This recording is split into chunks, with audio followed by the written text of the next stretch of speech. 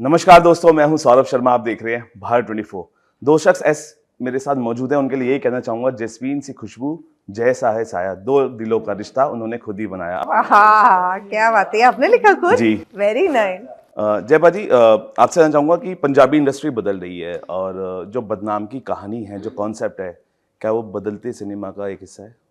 हमारी तरफ से कोशिश है जी। कि ऐसा होना चाहिए, ऐसी कहानियाँ और बननी चाहिए, ऐसा कैनवस दिखना चाहिए फिल्मों में जो पंजाब से बाहर भी कोई बंदा देखे तो उसको लगे यार कुछ नया और कुछ फ्रेश आ रहा है।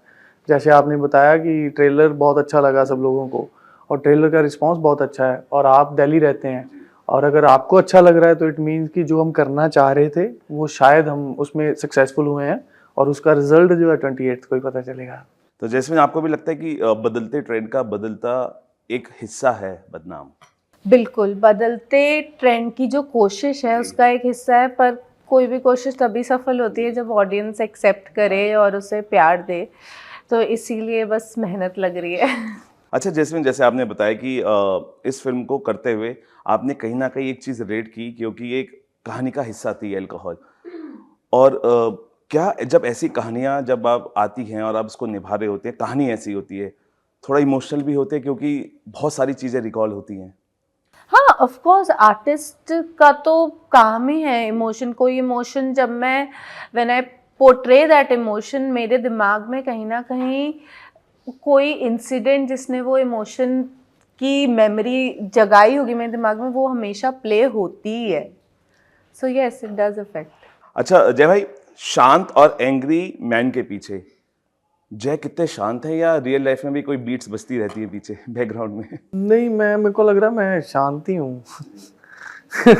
लगता है मुझे मैं शांत हूँ और मुझे ये भी लगता है कि थोड़ा ज़्यादा शांत हूँ, इतना शांत भी नहीं होना चाहिए और ठीक है, लेकिन आई एम हैप्पी। अच्छा, कंटेंट ड्रिवन जो आइडिया है हमारे जो इंडस्ट्री, हर इंडस्ट्री का एक बड़ा पहलू है। बहुत इंडस्ट्री में हम देख रहे हैं फिल्में चल रही हैं, किस में नहीं चल रही हैं, लेकिन कंटेंट ड्रिवन जो कंटेंट है, मुझे लगता है कि इस तरीके के जो कंटेंट है जिसपे हम आपकी सारी यादों को हम ताज़ा कर लेते हैं, क्या ये साउथ से रिलेटेड है, क्या ये बॉलीवुड से ज़्यादा बेहतरीन है? तो आपको लगता है कि ये ताकत होती है किसी भी कंटेंट की, जब आप उसको देखने के बाद सोचने समझने लगते हो और उसको एक लेवल अप कर देते हो ट्रेलर देखने के बाद? हमेशा किसी भी सिनेमा की बात करो आप, हमेशा कंटेंट ही विनर होता है। कोई हीरो, कोई डायरेक्टर, कोई प्रोड्यूसर, कोई भी स्क्रिप्ट से बड़ा कोई नहीं होता। अगर आपके पास स्क्रिप्ट अच्छी है, स्क्रिप्ट बड़ी है, तो आप सब लोग बड़े हो। तो मुझे ऐसा लगता है कि स्क्रिप्ट अच्छा मिलना थोड़ा लक की बात होती है। फिल्म अच्छा बनना वो अगर भगवान चाहे तो ही बनती है। तो अगर आपको मैं इंडिया की बात करूं तो हिंदुस्तान में इतनी अच्छी अच्छी फिल्में बनी हैं, जैसे रिसेंटली महाराजा आई थी जी। सबने अप्रिशिएट करी, क्या मूवी है यार वो, है ना। और अगर आप मेरे से पूछोगे तो मुझे मलयालम फिल्में बड़ी अच्छी लगती हैं और मैंने ट्रांस देखी, मुझे बड़ी अच्छी लगती है, अवेशम बड़ी अच्छी लगती है, हनुमान बड़ी अच्छी लगी थी। सो अगर मैं सिनेमा की बात करूंगा तो मुझे हिंदुस्तान में बन रही फिल्मों में मुझे कंटेंट ड्रिवन पिक्चरें अच्छी लगती हैं। रंगास्थलम बहुत अच्छी फिल्म है। सो पार्किंग बड़ी अच्छी फिल्म है। तो ऐसे मेरे पास 100 की लिस्ट है जो मुझे बड़ी पसंद है। तो मुझे लगता है हमेशा कंटेंट ही किंग है और कंटेंट ही किंग रहेगा। जैस्मिन, क्योंकि आप हर इंडस्ट्री का हिस्सा रहे हैं ऑलमोस्ट, आपको लगता है कि पंजाब में भी जो फीमेल एक्ट्रेसेस का जो किरदार है उसमें भी कोई बदलाव की जरूरत है, या बहुत बेहतरीन चल रहा है अभी?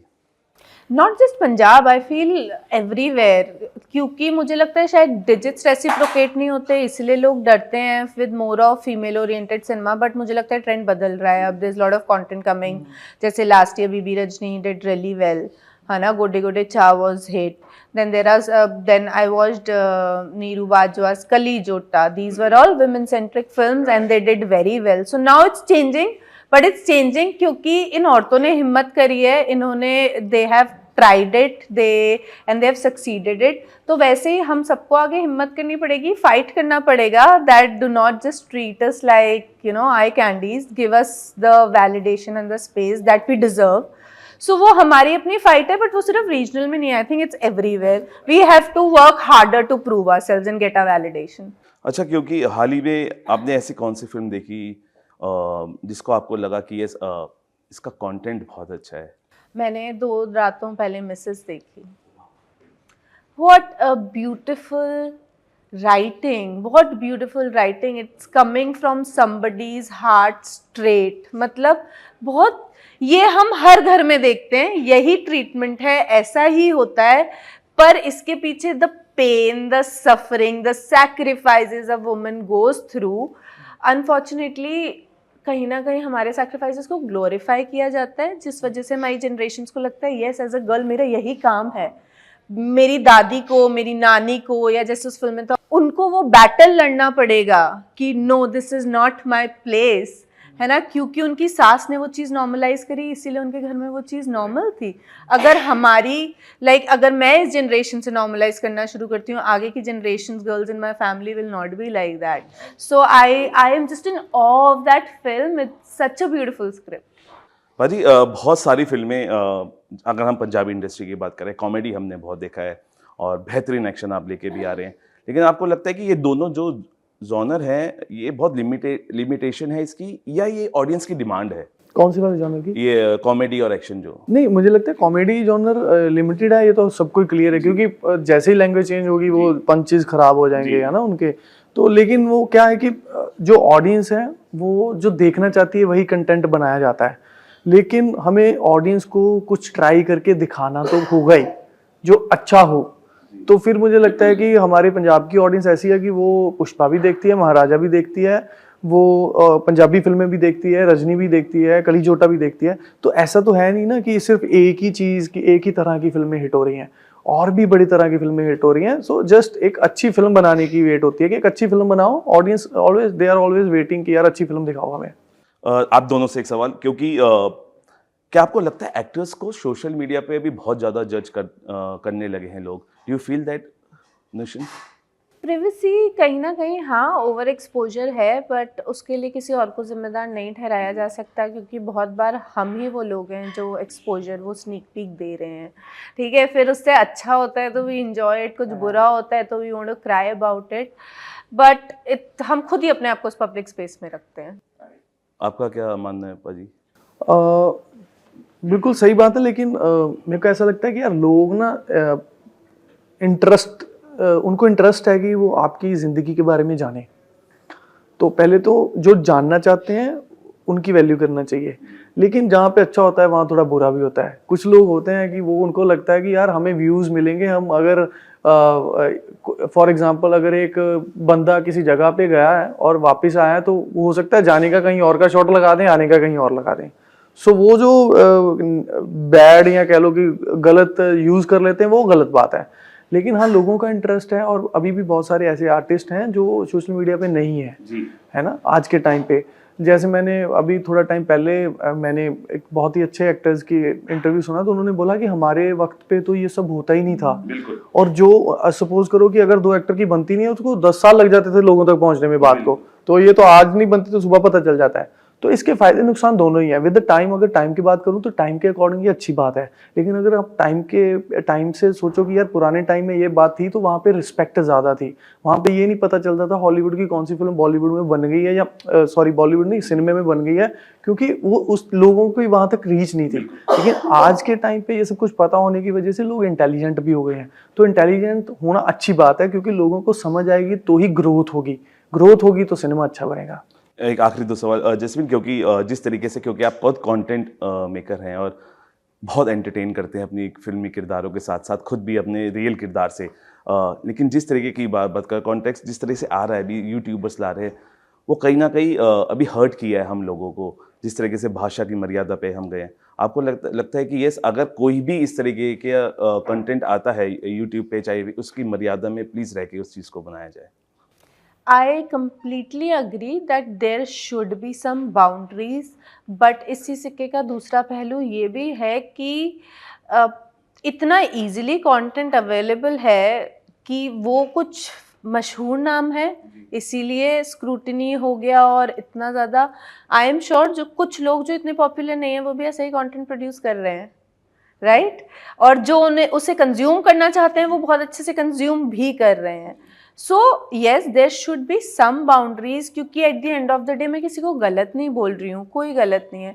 मुझे ये लगता है कि क्या आप चाहोगे कि उसी तरीके की लैंग्वेज या उसी तरीके से आपका भाई या आपके फादर या मेन इन योर फैमिली भी यूज़ करें, या फिर जिस तरीके की लैंग्वेज मतलब फॉर एग्जांपल उसमें यूज़ की गई है by a girl, would you want your sister, your daughter, your wife to use that kind of language?